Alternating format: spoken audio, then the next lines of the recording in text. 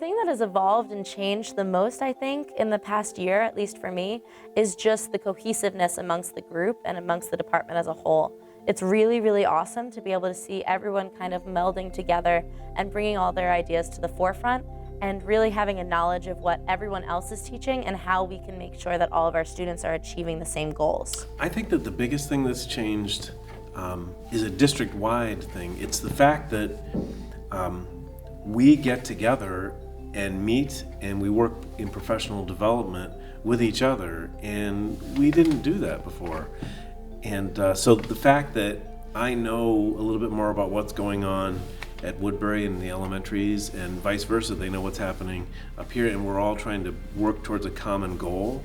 I think for a long time there were a lot of really well-intentioned people plugging away, trying to make their way to push forward, but sometimes we might have not have been pushing the boat the same direction.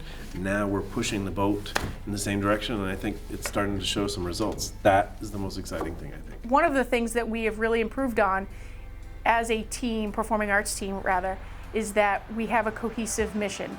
That is not just a statement on paper for the purpose of having a statement on paper, but also a common goal that we all can truly embody as educators, so that our skills and concepts and performances that we have with our students are more meaningful, and that the skills and concepts transcend just the performance, and the students can take those concepts with them and continue their learning independently and otherwise. One of the main challenges that we're trying to overcome this year, and me particularly, is figuring out how we can address each individual standard of music education while still keeping that love and passion for music in our teaching.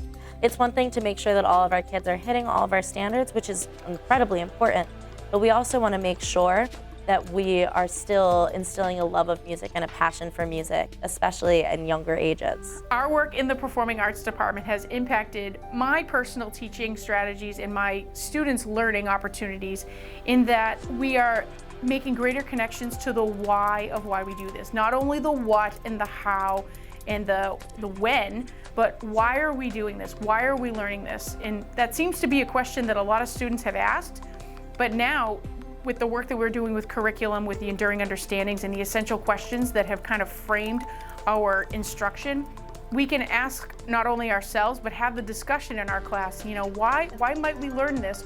Or why might a composer or another actor or a performer want to know this skill? And it's giving the students an opportunity to invest themselves even deeper into what they're doing. Instead of taking everything at face value, they're really moving forward and learning the importance of why they're learning and how this can affect their lives. I think our work has really impacted my personal teaching style in the sense that I've been really trying to delve deeper. And so instead of just saying, okay, presto means fast and largo means slow, okay, why do you think the composer chose to make that music fast? What about the music being fast makes you feel scared or excited? And then how could you emulate what you just heard another composer do and then take it and then put it in your own piece? So it's really all about forming those deeper connections and making it so that students are really involved in the process and are using their skills to be able to create, perform, respond, and connect to all different types of music. It's really interesting because some of the kids are really finding it to be challenging, and I think that in that way it's so much more rewarding because you never know when a light bulb's going to go off and a kid is going to develop such a better understanding of what's going on than just being able to memorize vocabulary terms. So a challenge for me is that we decided to rework the way we do our lesson plans. It's a reformat of what we're doing. And it's been a challenge just to be able to get everything into that format, and it's an ongoing process. I suppose that's something that always, the nice thing about it is that you reflect on what you're teaching, and it's not just a matter of reformatting it, you're also saying to yourself, well, why am I teaching this, and how do I know that the students are getting what they're supposed to get out of the lesson? How do I know that they learned what I think they learned?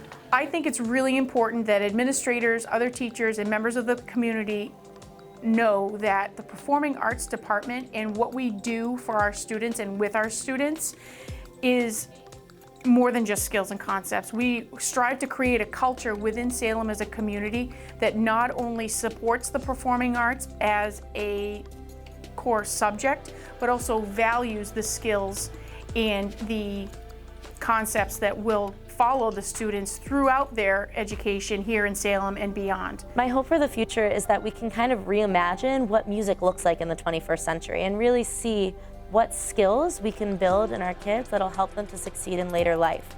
It's not all about performance and ensembles anymore. We can really give kids the skills that they need to be able to compose, to be able to write their own music, to use technology to enhance their experiences. There are so many things at their fingertips, and it's our job to be able to bring that into the classroom.